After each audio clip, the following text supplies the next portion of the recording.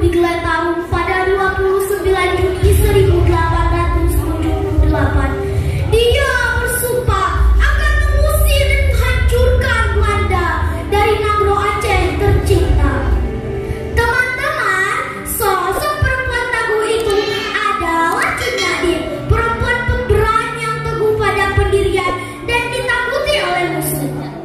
Pada tahun 1880, Cut Nyak menikah dengan Teguh Umar. Mereka disatukan karena cinta mereka kepada tanah air dan cinta mereka kepada Sang Pencipta Allah Subhanahu wa Ta'ala.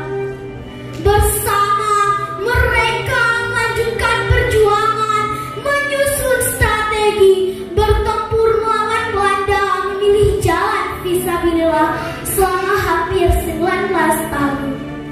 Hingga tiba pada saat menggantikan Teguh Umar tertembak peluru dan syahid dalam pertempuran pada tanggal 11 Februari 1899. Ketika itu, anak Cut Nyak yang bernama Cut Gambang menangis karena kematian ayahnya.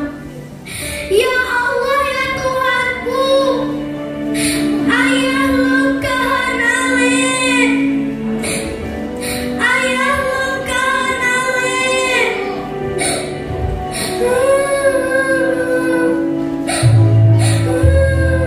Lalu Cut Nyak menampar anak kesayangannya itu, lantas memeluknya erat dan berkata, "Nu sebagai urang inang Aceh, tanyu hancur roi mata, ba urang yang kasyahid."